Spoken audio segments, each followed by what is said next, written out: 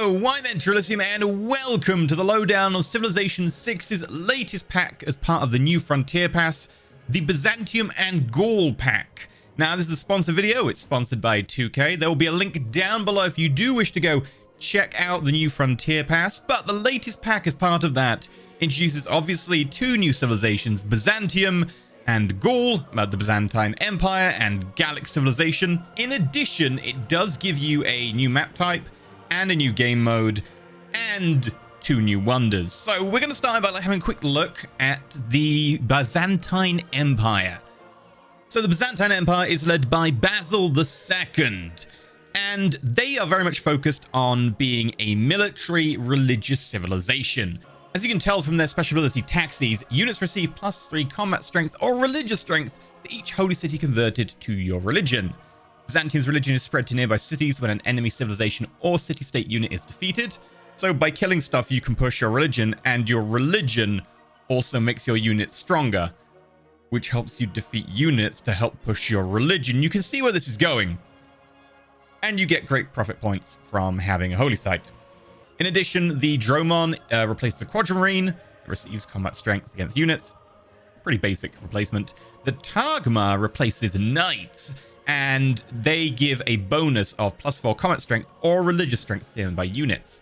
The Hippodrome replaces the entertainment complex, and it gives amenities, and it's cheap to build. It's a pretty standard one. It is very, very strong at religious warfare. 100%. They are very good at it.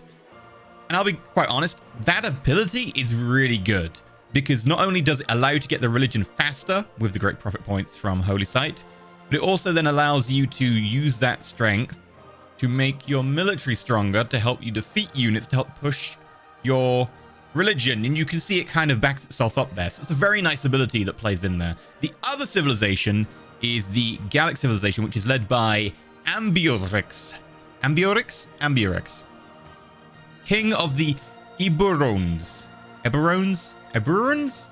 Whatever. Anyway, they are a very all-round civilization. A little bit more focused on culture, but they can kind of do a lot of things. So your civilization gains culture equal to 20% of the unit's cost when a non-civilian is trained. So you're getting culture from building military units. Great. Melee, anti-cavalry, and ranged units receive +2 combat strength for every adjacent combat unit. So your hordes get stronger. That's nice. They have a special unit which replaces your warrior, called the Gestate. Gestati. Gallic ancient era unit that replaces the warrior. The unit has increased cost and receives +10 combat strength when fighting units with a higher base combat strength and +5 versus district defenses. So their warrior actually remains relevant for longer, which is pretty good in the early game. It means they can focus on other things. And the Oppidum, I really, really like this one. It's basically a earlier, cheaper version of the industrial zone. And it is defensive with a ranged attack, and it gives a +2 production bonus if adjacent to a quarry improvement or strategic resource, which plays in very nicely with this ability, which is one of the reasons I really, really like these guys. Mines provide a minor adjacency bonus for all districts, a culture bomb of unknown territory, and receive +1 culture, which is fantastic.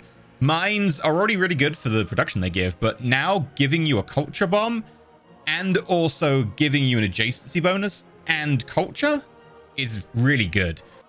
Now, there is a downside to this, which is that specialty districts do not receive a minor adjacency for being adjacent to another district, and you cannot build your specialty districts adjacent to the city center. So it does have a downside to it because it's fantastic, but I think it's totally worth it.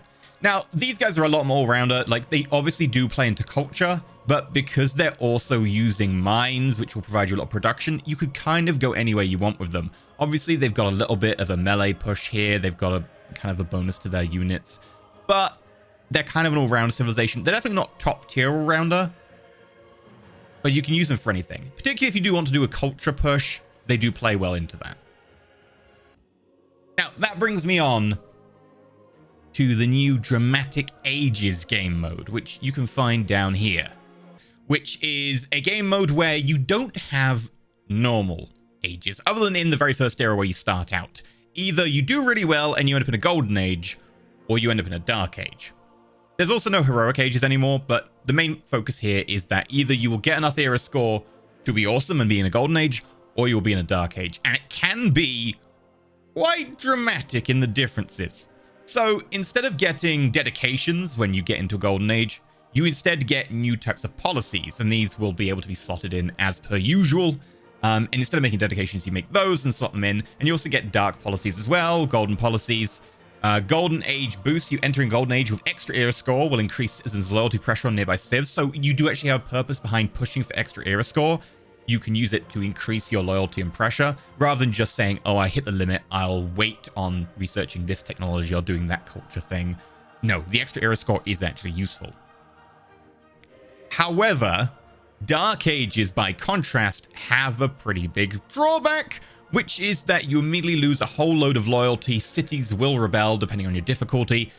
Dark Ages can completely fracture your civilizations, so it all becomes a big race about trying to get your era score to not end up in a Dark Age and losing a load of cities, because that will happen. A Prince, it's kind of 50-50, but on lower difficulties, the AI loses cities constantly, and on higher difficulties, the player will be hard pushed. Now, you also gain era by completing technologies or civics and promoting units through combat. You do also do the old historic monument era score as well, but they've widened the scope a little bit for that one.